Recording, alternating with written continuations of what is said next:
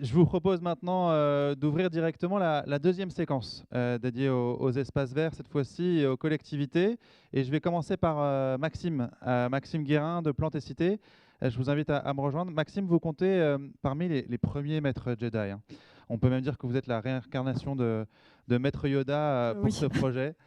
Félicitations. Merci. Vous avez été une très forte contributrice au Bon, c'est un programme. peu excessif, mais oui, non, C'est pas que flatteur, je me rends compte en le disant, mais ça se voulait un compliment. non, effectivement, il y a, du fait de notre structure, on a pu contribuer effectivement à l'écriture de différents modules, que ce soit sur les aspects réglementaires, études de cas ou même sur les concepts qui peuvent être déployés dans le cadre de cette formation. Je crois que vous avez fait 8 à 10 scripts. Entre l'écriture et la contribution, effectivement, on a pu pas mal se positionner. Voilà. Donc 10 sur 50, c'est quand même pas mal. Vous êtes chargé d'études, protection biologique intégrée et gestion de la flore spontanée au sein de Plantes et Cités. Donc Plantes et Cités, c'est un organisme, on le disait, national d'études et d'expérimentation qui est spécialisé dans les espaces verts et le paysage.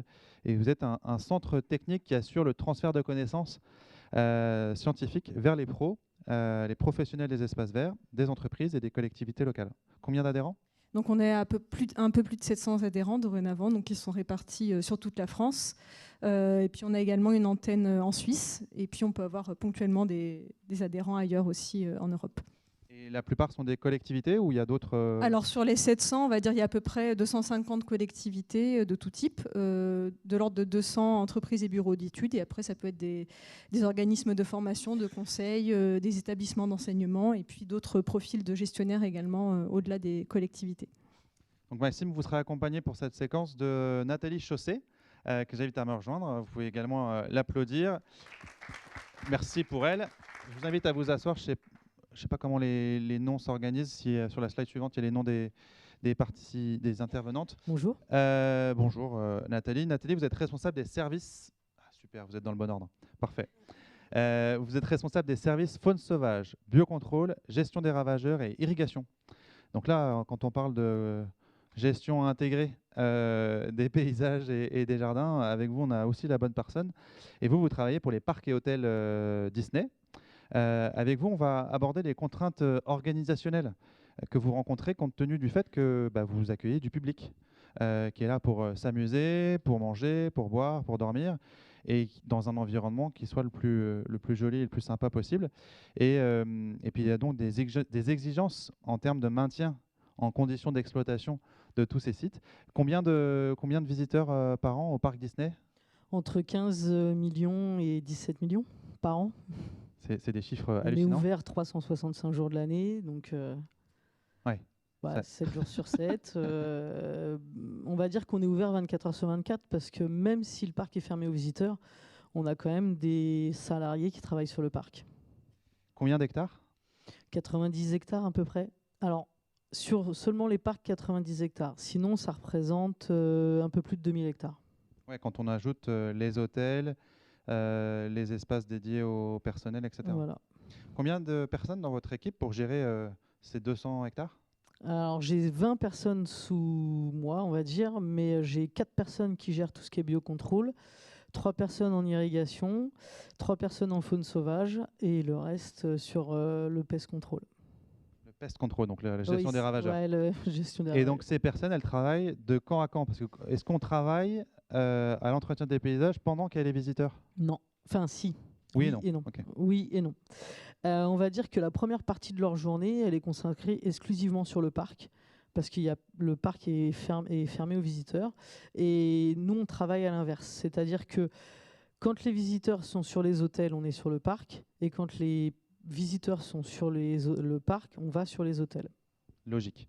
Donc vous jonglez toujours avec des contraintes en lien avec l'événementiel. Oui. Malheureusement, on peut avoir... le dernier exemple, c'était avant-hier. On a eu une demande en mariage en plein milieu du parc. Donc, on ne peut pas intervenir. Et ça, c'est prévu à l'avance ? Oui, en général, c'est prévu à l'avance. Oui. On a un programme... Il n'y a pas des surprises que vous font les visiteurs avec des flash mobs imprévus Non. Non. Non. On évite en tout cas, j'imagine. Pour Oui. vous, ce serait quand même un peu compliqué à gérer. C'est compliqué, mais on va dire que c'est un challenge intéressant. Au quotidien, on n'a pas la journée parfaite et type. Voilà. Oui, donc il y a là aussi des enjeux managériaux, de conduite du changement, de Oui. capacité à être agile. Ça doit faire partie de votre quotidien. Avant d'aller plus loin, je vous propose qu'on écoute le témoignage en vidéo de Pascal Vitry sur les formations Jedi. Pascal, il est formateur pour l'obtention du certificat individuel pour l'utilisation des produits phytopharmaceutiques, le CIPP. En gros, le certificato dont on parle depuis tout à l'heure. Hein. Et lui, il travaille au sein de la coopérative NatUp, qui distribue des produits sur le marché des espaces verts du côté de la Normandie. On l'écoute.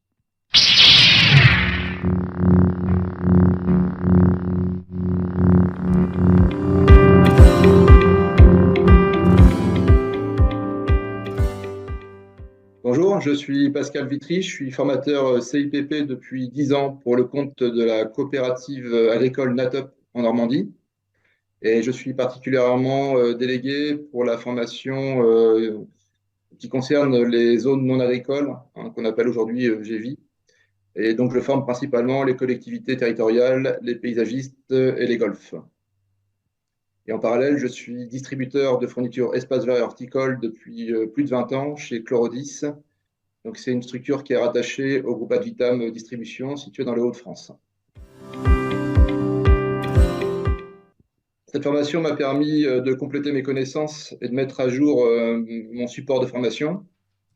J'ai apprécié particulièrement la présentation des différents modules qui traitent de façon très détaillée les pratiques en GEVI. Donc, j'ai suivi la formation e-learning, ce qui m'a permis effectivement de gérer mon temps un peu comme je le souhaitais. J'ai une activité qui est quand même relativement prenante et la formation m'a très bien convenu puisque j'ai pu compléter les modules au fur et à mesure du temps que j'avais à disposition. Plus de formations en fait, m'ont permis d'améliorer en fait, mes connaissances hein, dans le domaine GEVI, que ce soit en façon théorique ou pratique, hein, puisque ça traite de différents thèmes.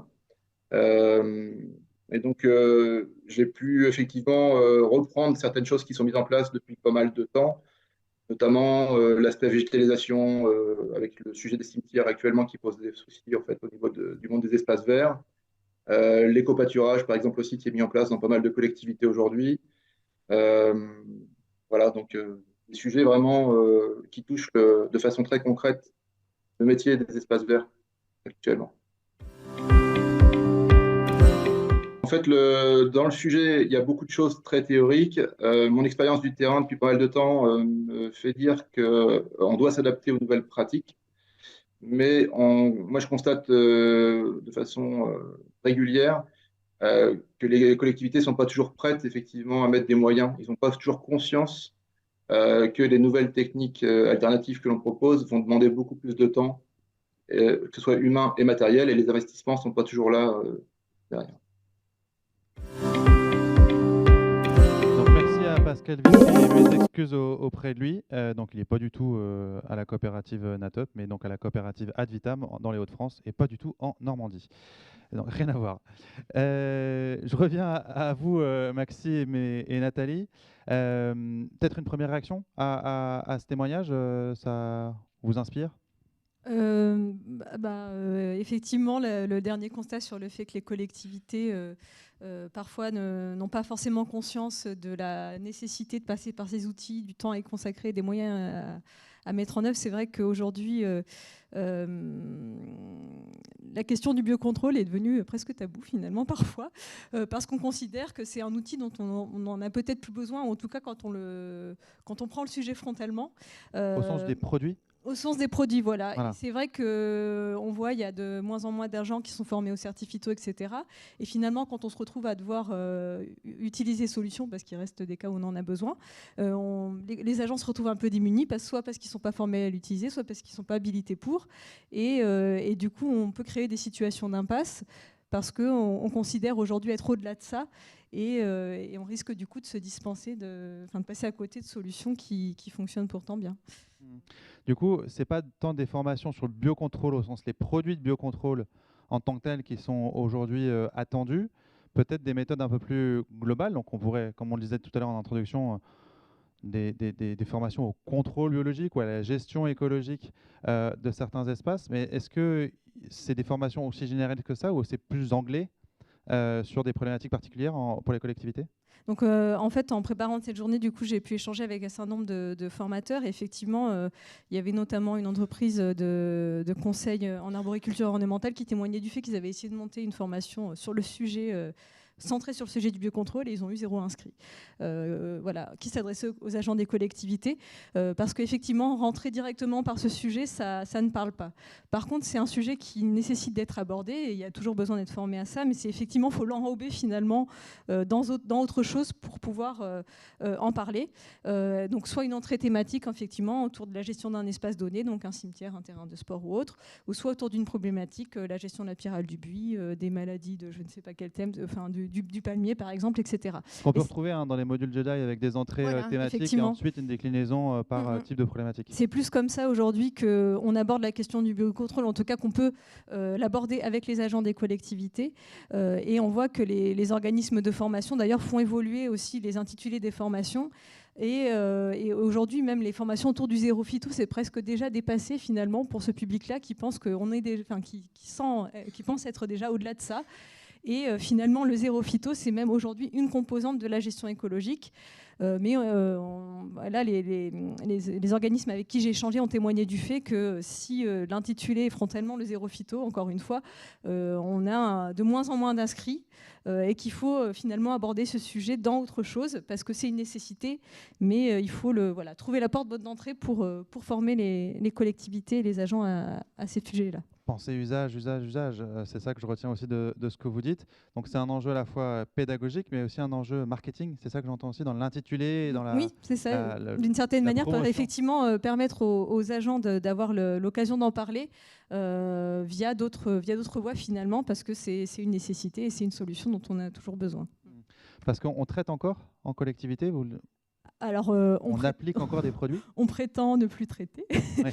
Il y a eu une vraie évolution, c'est vrai, et puis qui avait été entamée avant la loi Labbé sur la réduction de l'utilisation des phytos. Mais il y a quand même des cas où aujourd'hui on a encore besoin de traiter. Donc c'est vrai qu'aujourd'hui, avec une plus grande tolérance, avec le réaménagement, etc., il y a un certain nombre de cas où on a pu s'en dispenser. On essaie d'approcher finalement la gestion des ravageurs maladies et de la flore spontanée de manière plus globale, donc avec des solutions qui vont être plus diffuses et qui vont avoir un impact à tous les niveaux. Mais il y a des cas pour des enjeux de sécurité, pour des enjeux de dépérissement d'une essence donnée, où là on a vraiment besoin d'avoir une action ciblée. Et dans ce cas-là, ça passe bien souvent par des actions, des outils de biocontrôle, parce que c'est justement l'objectif d'avoir quelque chose de spécifique, une action spécifique. Voilà. Et donc, c'est juste les enjeux de sécurité, on peut les illustrer un tout petit peu? Alors, c'est surtout, ça va être au niveau de la flore, en fait, ça va être des enjeux, par exemple, de visibilité le long des infrastructures de transport, par exemple. Après, il peut y avoir aussi des enjeux parfois au niveau des arbres, des enjeux de sécurité. Voilà, un arbre dépérissement, il peut tomber, il peut perdre des branches, etc. Donc, ça va être la sécurité qui peut guider un petit peu ça. Les incendies aussi, on peut imaginer. Les incendies, par exemple, effectivement. Même si sur la flore, dans un certain nombre de cas, la tonte, etc., enfin, la tonte ou la gestion de la hauteur peut suffire, mais il y a des cas où il y a besoin d'éliminer. Et puis, il y a aussi tout ce qui est gestion des invasives ou plantes allergènes, où parfois, là aussi, il y a besoin vraiment d'éliminer la plante. Et du coup, les ambroisies, ce genre de choses. Tous ces cas-là, effectivement, où là, il y a besoin d'éliminer, donc d'avoir des solutions qui permettent l'élimination. Ou les chenilles processionnaires aussi, tout à fait, exactement. Qui sont particulièrement urticantes. Voilà, parmi les autres enjeux, effectivement, j'ai oublié les enjeux de santé au-delà des plantes allergènes. J'imagine qu'on retrouve exactement les mêmes enjeux au sein d'un parc Disney, incendie, allergie, insectes urticants, etc. Oui, on retrouve exactement les mêmes soucis. C'est la nature. Donc, nous, il y a quelques années déjà en arrière, on utilise les méthodes de biocontrôle. Ça fait à peu près une quinzaine d'années. On a essayé les nématodes, les coccinelles. Pour nous, accueillant du public, ça semblait logique. On ne peut pas se permettre de mettre du produit et c'est tout, quoi. Et avec, du coup, j'imagine une recomposition aussi de la façon dont vous pensiez les jardins pour faire écho à ce qu'on disait à l'instant tout à l'heure avec Hélène, penser écosystème jardin. Oui, dans le sens où on est friand à Disney de faire des tests. Donc on a testé principalement sur ce qu'on appelle les backstage. C'est les zones de coulisses de Disney où là on a mis 0 phyto. C'était affiché à l'entrée de nos coulisses, maintenant 0 phyto. Et ça avant la loi Labbé. Bien avant la loi Labbé, bien avant. On a essayé sur un des hôtels, le ranch des Croquettes. Oui. Tout de suite on sourit parce qu'on voit toute l'ambiance. Voilà. C'est une zone qui est boisée.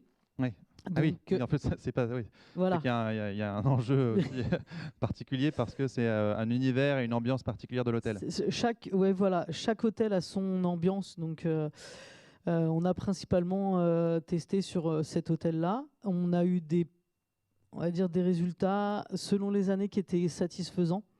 Et c'est compliqué de faire entendre aux gens que c'est du 0 phyto sur cette zone-là. On va dire les directeurs d'hôtel, il y a une herbe, non, ça va pas, ça convient pas, c'est l'image. Et le problème, c'est le client ou le directeur d'hôtel? C'est le directeur d'hôtel. Donc vos collègues seront ravis de l'apprendre. C'est le directeur d'hôtel, je suis désolé, mais non. On n'a que des retours, on va dire que les retours qu'on a des visiteurs, c'est très positif. Nos jardins sont très beaux, nos espaces verts sont très beaux, sont très bien entretenus. Mais les directeurs d'hôtels sont, on va dire, un peu plus pointilleux parce qu'on a un système de notation. Voilà, c'est via les systèmes qualité du coup, que ça remonte et que vous avez cette information-là. On revient sur cet enjeu, Maxime, de la gestion de la flore spontanée, pour ne pas dire, comme dans le monde agricole, la gestion des adventices. Cette flore spontanée, c'est peut-être le problème numéro 1 pour les collectivités. Et il y a peu de solutions en fait, de biocontrôle qui soient très très efficaces. Mais peut-être que je me trompe en disant ça. En tout cas, à l'époque où on traitait encore, c'était 90% des traitements, c'était effectivement des traitements pour désherbage. Donc c'était l'enjeu principal. Et donc en fait, aujourd'hui, il y a vraiment une multitude de techniques qui permettent de répondre à un certain nombre de contextes. Et c'est vrai que, en tout cas en collectivité, la priorité sur la gestion de la flore n'est pas nécessairement mise sur l'utilisation de produits biocontrôle. Parce qu'aujourd'hui, ce sont essentiellement des acides végétaux, donc ça veut dire qu'ils vont brûler en fait les parties visibles des plantes, mais du coup, il y a besoin de renouveler les passages, etc.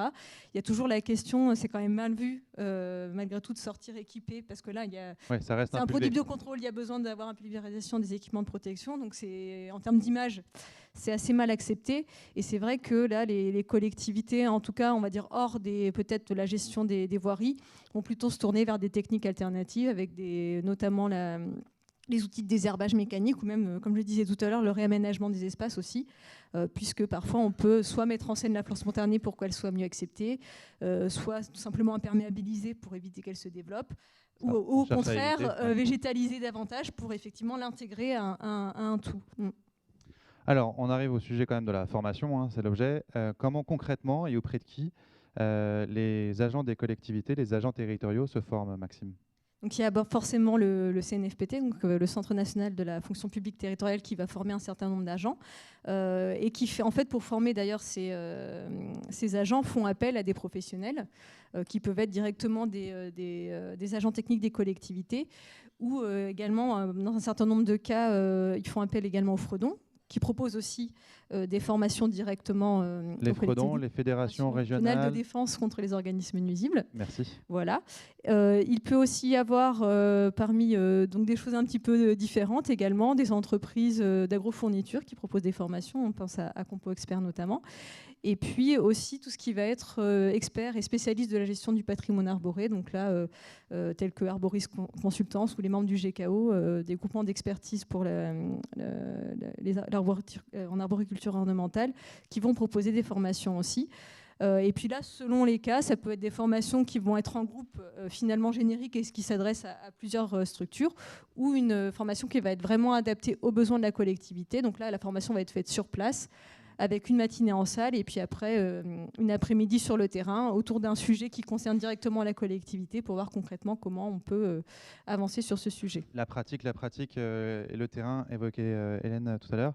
Et on n'oublie pas aussi quelques associations naturalistes Tout à fait. qui peuvent aussi contribuer Donc voilà, à la effectivement, donc là, on va plutôt avoir une formation qui va peut-être rentrer plus effectivement par l'entrée protection de la nature, inventaire de biodiversité, etc.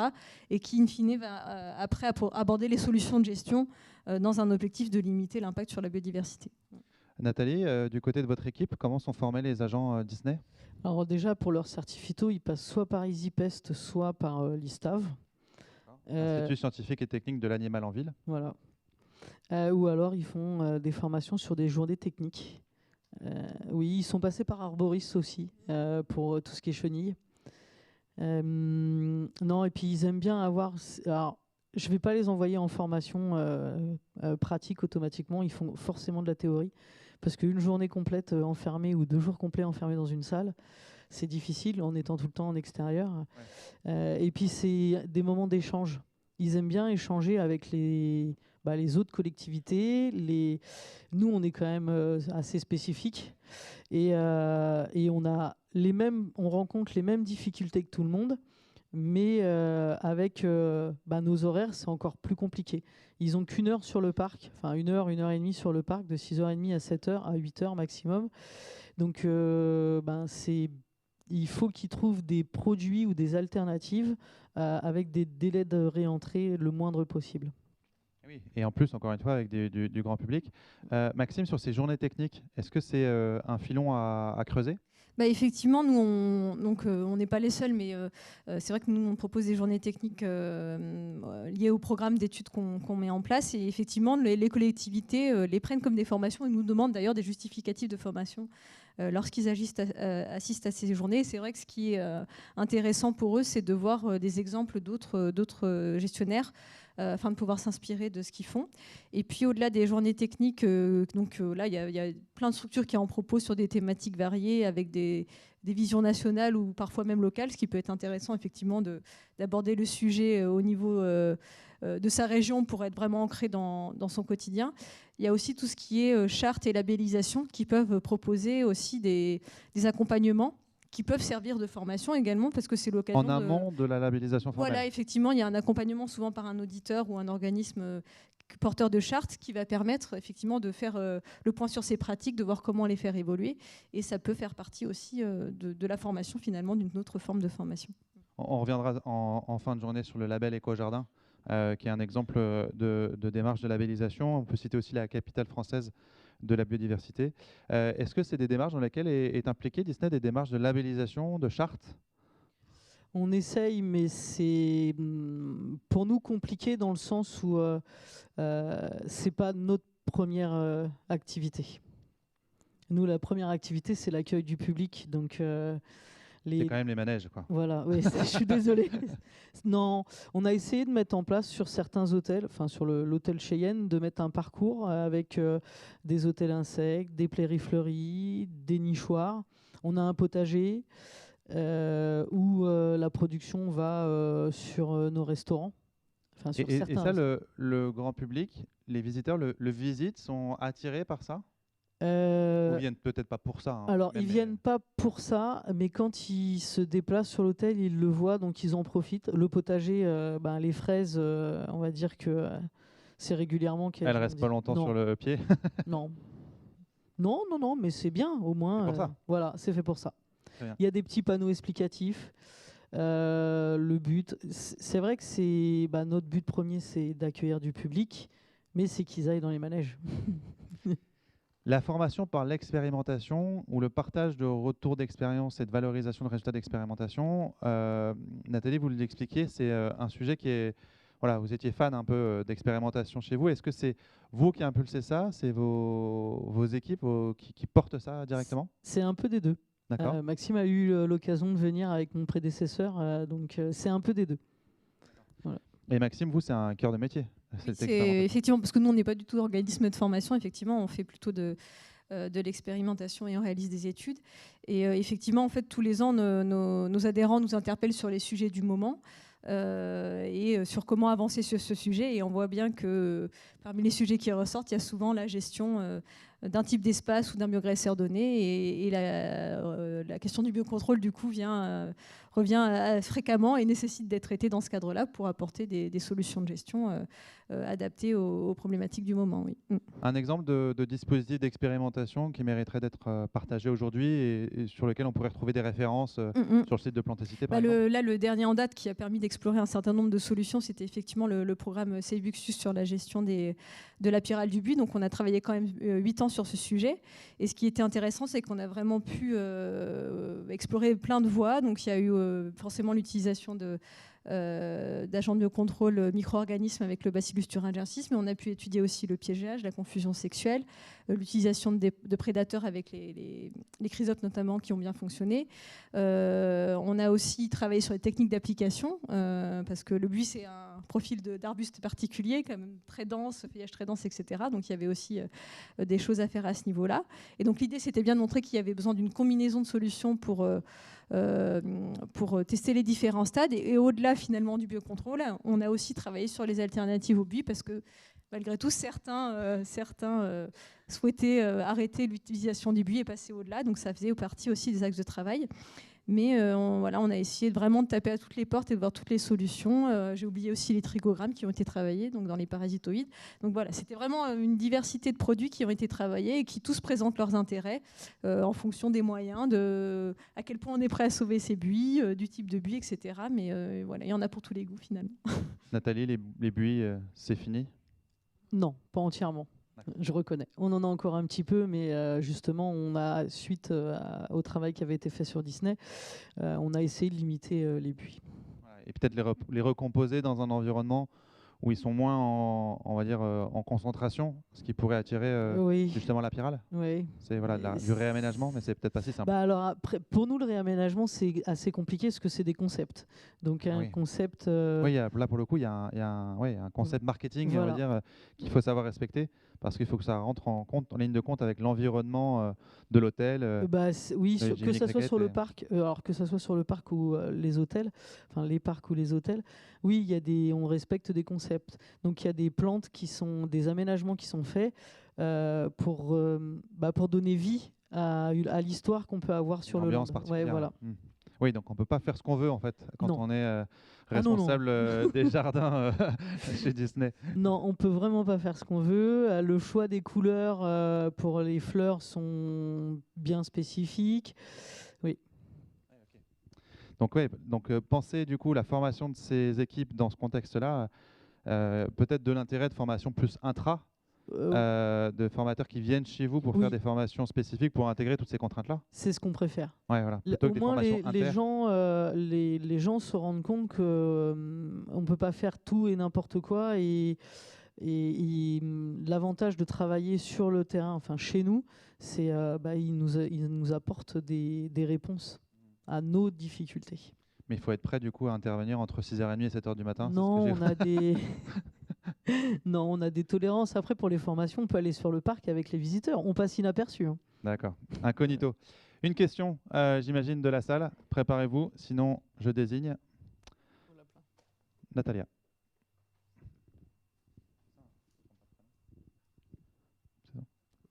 Bonjour à tous, Barbara de Kayser.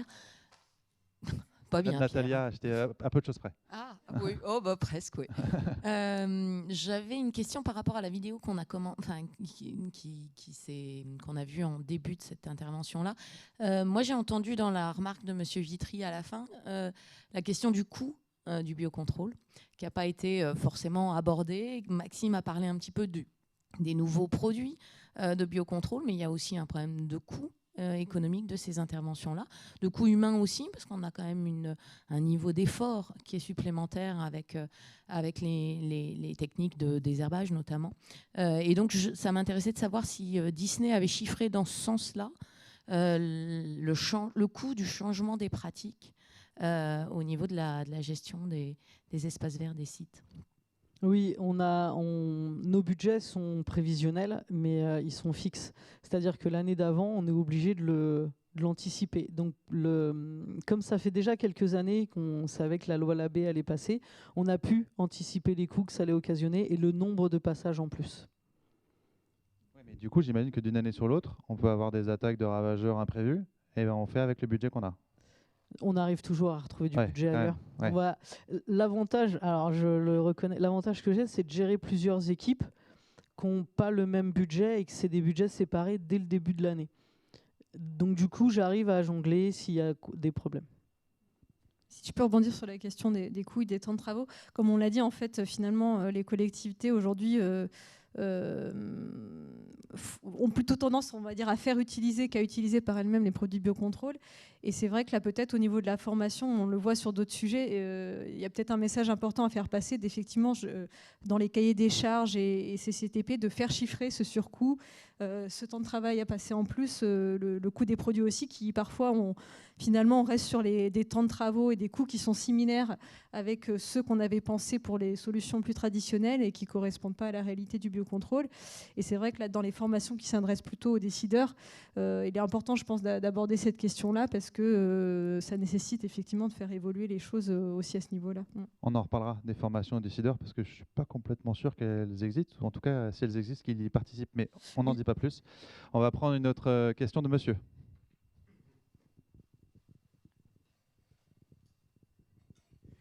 Oui, bonjour.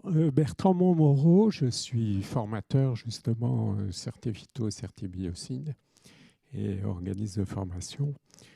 Avec les collectivités, la difficulté, c'est qu'aujourd'hui, comme elles considèrent qu'elles ne doivent plus utiliser de produits, quels qu'ils soient, elles ne font plus suivre les Certiphyto. Et notamment le décideur, vous venez de prononcer le mot de décideur, on trouve encore quelques collectivités qui font passer pour des opérateurs, mais au niveau des décideurs, pratiquement, ça n'existe plus dans au moins la moitié des collectivités territoriales. Une réaction à ce commentaire dans la salle où... Monsieur ? Pardon, vous aviez fini ? Vous aviez fini votre commentaire, pardon ? Oui, j'ai fini. Ah oui, oui. Je ne voulais pas vous couper la parole, pardon. Donc, juste derrière vous, ouais. Oui, bonjour. Julien Legros, ministère de la Culture à la DGER, donc c'est la Direction Générale de l'Enseignement et de la Recherche. Je suis donc tout particulièrement en collant un tout petit peu plus. Ce sujet sur les certificats et notamment effectivement auprès des collectivités, puisque c'est un public qui est clairement identifié dans le cadre de ce dispositif. C'est vrai que je voulais rebondir effectivement sur... on le constate de manière très très claire et très très nette, de manière statistique, en fait,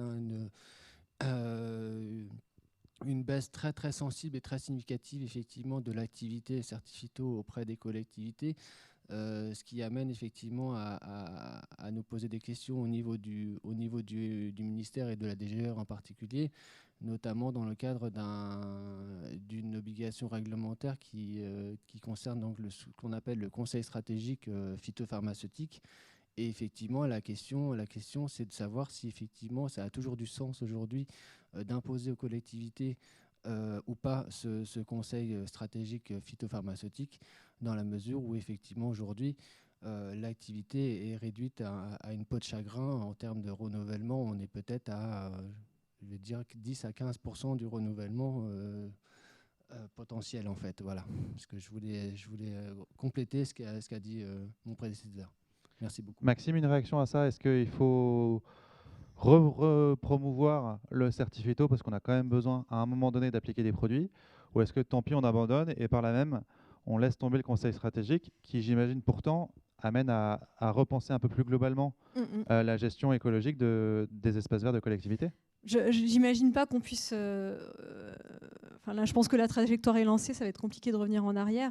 Mais l'important, c'est qu'effectivement, par contre, qu'au niveau des prestataires, là, on mette le paquet, si je puis dire, et qu'il y ait toujours la possibilité de faire intervenir, mais comme on le disait, d'accompagner justement à ce moment-là les collectivités sur comment bien interagir avec leurs prestataires et dimensionner leur action. En termes économiques. Parce qu'effectivement, même si on mettait des efforts de communication, je pense que ça, malheureusement, ça ne prendra plus. En tout cas, pour eux, on est au-delà de ça. Alors peut-être peut-être les petites collectivités, mais sur les grandes collectivités, je pense qu'elles sont plus. C'est plus une question qui se pose, c'est vrai. Par contre, Nathalie, chez vous, on continue de former au certificato et plus que jamais. Oui, on continue de ça. Et on a bien les applicateurs et les décideurs. Et avec un conseil stratégique renouvelé du coup chaque année. Je ne sais pas quelle est la règle. Non, Désolé si je pose une colle. Non. Nous, l'avantage qu'on a, c'est que on a un service formation qui nous dit « Ah, tiens, on a une alerte, tel salarié doit partir en formation. » D'accord. Voilà. Donc c'est bien géré comme ça Ouais. En termes de même système pas- de management de la qualité, quoi, pour Voilà, s'assurer que c'est vous ça. êtes Voilà, à la page. on peut pas rater. déroger, Non, c'est un logiciel qui nous met des alertes et qui nous dit Nathalie, par exemple, doit aller passer son certificato, décideur. Et tout. Après, il me donne pas la date, hein, donc ça va encore. Bon, on en reparlera tout à l'heure du coup avec Barbara et Philippe dans la séquence dédiée aux applicateurs spécialisés. Mais il y a une dernière question. Il y en a deux. Deux. Alors rapide parce que j'avais vachement d'avance, c'est que je suis en train de prendre du retard. Bon, enfin, moi, je vais être très rapide. C'est juste un petit aparté. Concernant les méthodes alternatives, effectivement, et la nécessité de peut-être réinsister sur le certificato, il y a un point qui, dans le monde de la distribution des produits jardin, est important aussi. Substance de base. Certains distributeurs pensent que l'agrément est inutile, alors que réglementairement parlant, il est absolument obligatoire. Et donc, peut-être Pour un appliquer petit des substances de message. base, il faut avoir le certificato. C'est ça que vous dites? Et il faut l'agrément pour distribuer des produits, et notamment les l'agrément substances de dessus. base qui sont considérées dans le cadre du règlement 107/2009. Donc peut-être que repréciser certaines choses comme ça, ce ne serait pas inutile. Un dernier petit commentaire ou question courte. Philippe Delval de l'ACTA. On a fait avec la DGVR donc, un programme de formation des formateurs certificaux. Et sur les 3 premières campagnes, il y avait à peu près un tiers en GVI, 2 tiers agri. Et ça a beaucoup baissé sur cette dernière campagne en GVI. Et les formateurs nous disaient qu'ils avaient moins de public aussi. Donc ça prouve bien qu'il y a eu ce mouvement avec l'évolution de la loi Labbé.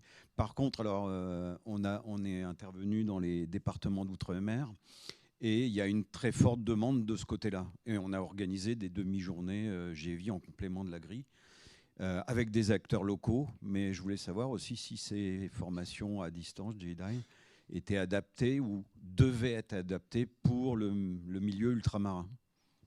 Eh ben, on va poser la question à Maxime. Il les a Alors, toutes vues.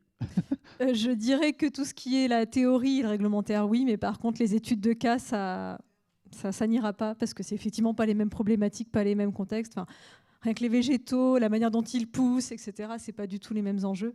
Et donc là, effectivement, il faudrait peut-être en faire un cas à part sur les produits à utiliser et contre quoi les utiliser. C'est un sujet à part. Petit appel au ministère pour soutenir le déploiement de formations de ce type-là pour compléter le volume de formation JEDI.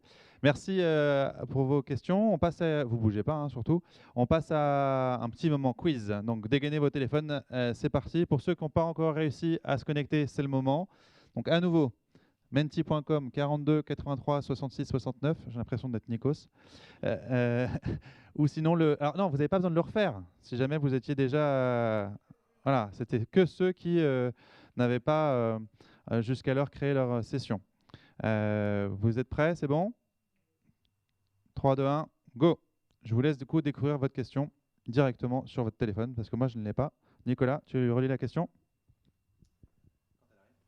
Si elle arrive. Que signifie OAD? Ah, même moi j'ai la réponse. Alors, outil de la délivrance, outil de la décision, opération d'alimentation durable, opération d'aide à la décision.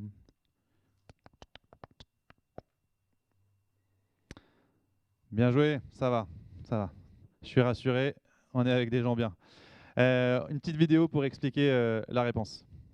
L'identification des ennemis permet le dépistage et l'évaluation de la situation sanitaire par un réseau qui est constitué et animé par des observateurs référents pour l'épidémiosurveillance afin de faciliter l'utilisation des seuils d'intervention pour raisonner la combinaison des méthodes de lutte. Pratiques culturales, choix variétal, nutrition, biocontrôle, irrigation.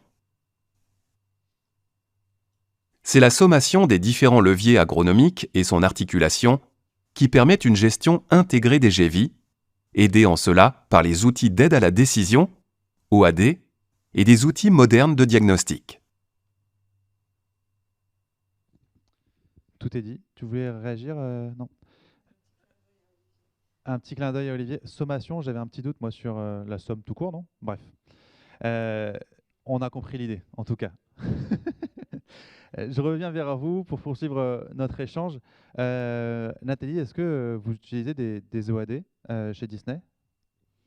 Les techniciens, oui. D'eux-mêmes vont rechercher des aides. Notamment, sur j'imagine, Internet. la météo, Ouais. j'imagine, à minima, Oui. mais aussi d'autres solutions de préconisation ou d'aide au diagnostic? On a un rôle de conseil auprès des jardiniers.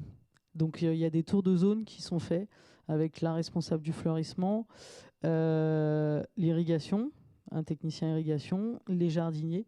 Donc c'est pas une fois par semaine, une fois par mois, je crois, à peu près. Et il y a comment on va dire, un compte rendu qui est fait et ça permet d'expliquer et de mieux faire comprendre aux gens ce qu'on a besoin. D'accord. Voilà. Donc en fait, vous construisez vous-même votre Oui. outil d'aide à la décision en croisant les cerveaux et les C'est expertises ça. au sein de l'équipe. Donc on le disait, technicien irrigation, technicien biocontrôle, la responsable du fleurissement, Et un jardinier, voilà. bien sûr. Bah et oui, celui qui fera le job à la fin. Ouais. Et c'est en croisant ces regards que vous arrivez à avoir un diagnostic partagé et un Oui. plan d'action commun pour gérer une problématique. Je vais donner un exemple. J'ai un des techniciens qui est rentré de vacances, donc il a fait son tour de zone habituellement. Il s'est rendu compte qu'il y avait des massifs qui avaient, on va dire, dépéri par un problème d'arrosage. Et il a fait son compte rendu et ils ont trouvé la solution ensemble. À dire bah voilà, on va dire les tuyères sont mal réglées, mal orientées. Donc voilà. Maxime, quelle perspective du coup maintenant en termes de formation? On a fait un état de l'art, on a posé un diagnostic notamment en collectivité avec un recul de la formation des agents internes aux collectivités au certifito. Du coup, peut-être plus de boulot pour les applicateurs, on en reparlera aussi tout à l'heure. Est-ce qu'il n'y a pas d'autres perspectives, d'autres volets de formation, peut-être d'autres cibles de ces formations à imaginer? Donc effectivement, on voit que, en tout cas, la formation purement technique autour du biocontrôle, s'agissant des collectivités, n'attire pas les foules. Donc il y a effectivement à repenser cette formation, aborder ce sujet au sein d'autres thématiques. Donc on a dit globalement la gestion écologique. Donc ça c'est dans le vent. Donc c'est une thématique qui parle et c'en est une composante. Donc c'est intéressant de pouvoir l'évoquer. Mais finalement, au-delà du biocontrôle, il y a la question aussi des thématiques connexes. Donc on a dit comment bien interagir avec les prestataires, ça pourrait être un sujet. Il y a tout ce qui est aussi communication, acceptabilité, parce qu'effectivement, faire évoluer ces pratiques, ça peut faire évoluer l'aspect des sites, la manière dont les végétaux se développent, ce qui est présent ou pas. Et donc, c'est important aussi à la fois savoir communiquer, donc réussir à réaliser des supports de communication, mais aussi permettre aux agents de terrain de mieux expliquer leurs pratiques et donc de les former à expliquer la manière dont ils gèrent leurs espaces verts également. Oui, donc c'est de la formation jusqu'alors à des nouveaux savoir-faire, mais là c'est de la formation à faire savoir. Voilà, effectivement, être en capacité de transmettre et de faire comprendre pourquoi la gestion du site a évolué. Ça renvoie à d'autres compétences. Tout à fait, effectivement. Donc là, c'est diversifier finalement ces compétences. Et puis, on voit aussi tout ce qui est autour des formations autour des inventaires de biodiversité, de la connaissance aussi des différentes espèces, qu'elles soient utiles ou nuisibles. Et justement, voilà, un peu hiérarchiser ça, comment elles fonctionnent entre elles, comment on peut agir sur ces différentes espèces pour que ça fasse un tout qui fonctionne bien. On voit que ça aussi, c'est un sujet qui mérite d'être traité. Oui. Donc des connaissances là plus naturalistes qui peuvent du coup contribuer aussi à renseigner des dispositifs d'épidémiosurveillance dont on parlait tout à l'heure. Nathalie, du coup, que ce soit sur ce sujet inventaire de biodiversité, compréhension, connaissance des insectes auxiliaires ou ravageurs ou des espèces invasives, ça c'est un sujet aussi pour vous d'importance, j'imagine? Oui, on a régulièrement des bureaux d'études qui viennent faire des inventaires sur le site. La chance qu'il y a, c'est que le site est tellement grand, donc mes équipes sont obligées de les accompagner. Donc ça permet aussi à mes techniciens d'être formés. marrant comme retour d'expérience. Et sur cette dimension, faire savoir, qui tient à cœur à Maxime, montrer qu'on est en train de faire différemment pour aussi changer le regard sur ce qui est en train d'être fait. Est-ce que c'est des choses sur lesquelles vous êtes sensibilisés ou les patrons d'hôtels, on en parlait tout à l'heure, il y a peut-être un enjeu à les sensibiliser Alors, eux? on essaye de sensibiliser, mais c'est beaucoup de communication, c'est beaucoup d'explications. Et vous avez les clés aujourd'hui? Ou est-ce que c'est un enjeu spécifique pour vous de former vos équipes ou de vous former vous-même à ce sujet-là? Alors mes équipes, ils vont expliquer, mais et c'est pas leur rôle. Enfin, c'est pas leur rôle premier, parce que s'ils font ça, ils n'ont peut-être pas le temps de le faire. Ils n'ont pas le temps, voilà, ils n'ont pas le temps. On a la chance de pouvoir organiser des journées portes ouvertes pour les salariés. Donc c'est le moment où on met en vitrine tout ce qu'on fait à horticulture auprès de Disney. Donc c'est sur une seule journée. Hein. Et ça permet d'expliquer aux salariés, parce qu'il ne faut pas croire, on est quand même 15 000 ou 17 000 salariés. Donc tout le monde ne connaît pas ce qu'on fait. Et ça permet d'expliquer vraiment tout ce que fait horticulture, le moindre petit détail. Par exemple, par rapport à la gestion de la faune sauvage, certains ne savent même pas qu'on a des ruchers au niveau d'un hôtel et du parking visiteur. Voilà. Maxime, il y a aussi une cible qu'on a un peu évoqué rapidement tout à l'heure, les donneurs d'ordre. Et je pense notamment, donc là on parlait des directeurs d'hôtel, hein, désolé, ils en prennent une sacrée couche depuis tout à l'heure, mais on les aime bien quand même. Il n'y a pas que les directeurs d'hôtel. Hein. Mais moi je pensais, quand on parle des collectivités, je pense aux élus. Quid de la formation des élus à ces enjeux, peut-être pas la formation technique sur la gestion de la pyrale du buis, mais sur voilà, comment penser une politique d'embellissement de la ville qui soit écologique. Alors c'est vrai que les élus, c'est des personnes pas faciles à capter. Et sur ce sujet notamment, c'est vrai que c'est compliqué. On voit bien qu'en tout cas, là où ça fonctionne bien, le déploiement du biocontrôle et du zéro phyto, c'est quand le tandem élu-technicien est sur la même longueur d'onde et avance dans le même sens. Nous, on a essayé de faire venir des élus à des formations, à des journées techniques, enfin plutôt des journées techniques en l'occurrence, et ils se déplacent très peu. C'est vrai que c'est compliqué, donc il faut aller là où ils sont finalement, donc au congrès des maires. Ils ont des groupes aussi au sein de l'association des maires de France, des groupes autour des enjeux de développement durable. Donc c'est plutôt les capter là où ils sont plutôt qu'essayer de les faire venir vers nous, parce que clairement dans ce sens-là ça fonctionne pas. Et justement, pour avancer sur ce sujet, donc là, à Plantécité est née une commission décideurs prescripteurs à la demande du conseil d'administration pour essayer justement de voir comment on capte ce public-là, comment on leur parle, quels sont les messages qui leur parlent pour essayer de faire passer un certain nombre de concepts auprès d'eux et du coup de pouvoir avancer sur le sujet. Et donc là, on a produit par exemple un premier sujet, donc qui n'est pas du tout en lien avec le sujet du jour, là, une note aux décideurs sur l'utilisation des outils de planification du territoire pour favoriser la biodiversité, par exemple. Je ne sais pas si c'est complètement décorrélé de notre sujet. Alors là, c'est vraiment l'utilisation du plan local d'urbanisme, etc., des documents d'urbanisme. Donc c'est quand même assez éloigné. Un peu plus macro. Voilà. Mais c'est l'idée de partir un peu sur ce constat, échanger directement avec les décideurs pour voir comment on peut leur parler des sujets du moment, avec aussi quand même la difficulté au niveau des élus, c'est qu'il y a un taux de renouvellement avec les élections qui fait que parfois des choses sont lancées, ils partent, et puis là, ça tombe à plat. C'est pas repris par l'élu suivant ou l'équipe municipale suivante. Et ça, c'est une vraie difficulté aussi parfois, parce qu'on voit des avancées, puis parfois des retours en arrière quand l'équipe municipale change. Même si les techniciens restent convaincus, ils n'ont pas parfois toujours la possibilité de continuer à avancer. Et du coup, de se former aussi, parce que les élus, parfois, sont pas prêts à envoyer leurs agents sur des sujets qui ne leur parlent pas, quoi. On fera réagir la salle dans 1 minute. On va d'abord découvrir une petite vidéo en interlude sur quels sont les experts du projet Jedi.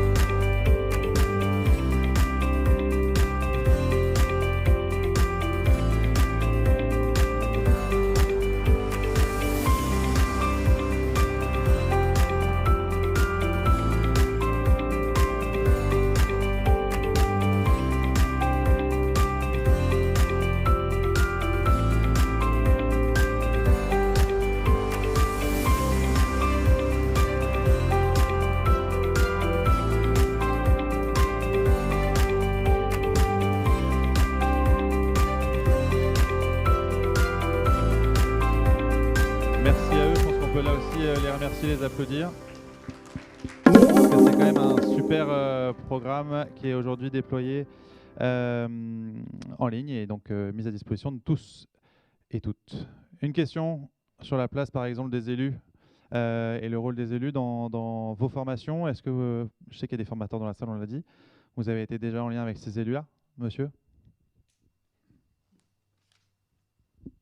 Non, j'ai même des difficultés à avoir un lien avec le responsable. Comme je disais tout à l'heure, les communes où je fais encore des certificats, je ne fais que des opérateurs. Et comme vous le savez, il faut au moins un décideur dans une structure. Et en fait, il n'y en a probablement plus.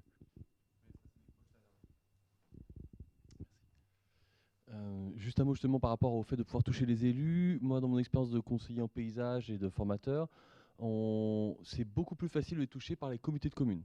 Les agglomérations, les comités d'agglomération, ils aiment y siéger.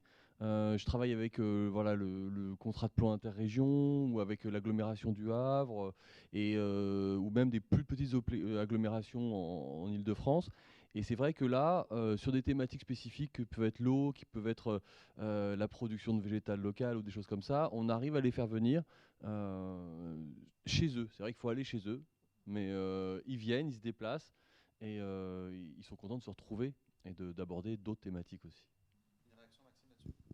Oui, effectivement, des fois, c'est vrai qu'aujourd'hui, il y a une réorganisation des compétences au niveau des collectivités, avec des compétences qui autrefois étaient prises en charge par les communes et qui aujourd'hui sont passées à l'agglomération.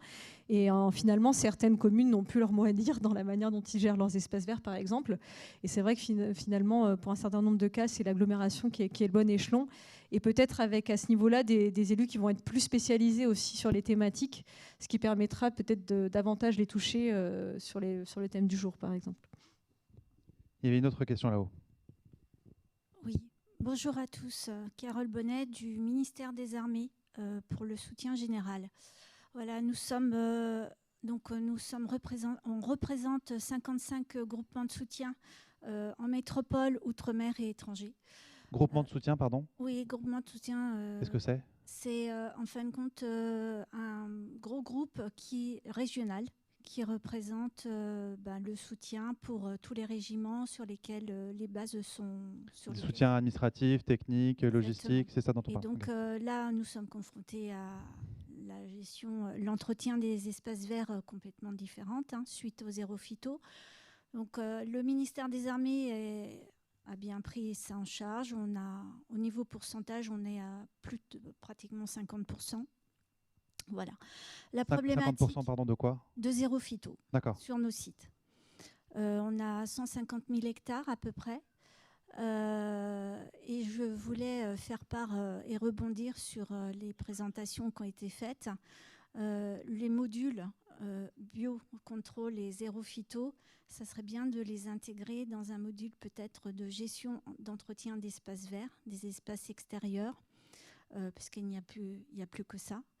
Nous, on a le problème, c'est le problème du financement, de l'effectif qui se réduit en régie. Et donc, au niveau ressources pour les entretiens externalisés, ça pose un souci. Et par la méconnaissance aussi pour les renouvellements des cahiers des charges techniques. Voilà. En plus, avec les soucis de génération, comme vous l'avez si bien dit. Voilà. Et le gros souci aussi, c'est la sensibilisation, la communication et la culturisation, je dirais, de nos soutenus sur les sites, mais également sur nos décideurs. Parce que ce genre de choses, quand vous les présentez lors d'un séminaire, lors d'une visite sur un site, eh ben on nous sort à chaque fois, moi, ce n'est pas ma priorité, c'est l'opérationnel. Et le chemin de ronde, vous faites comme vous voulez.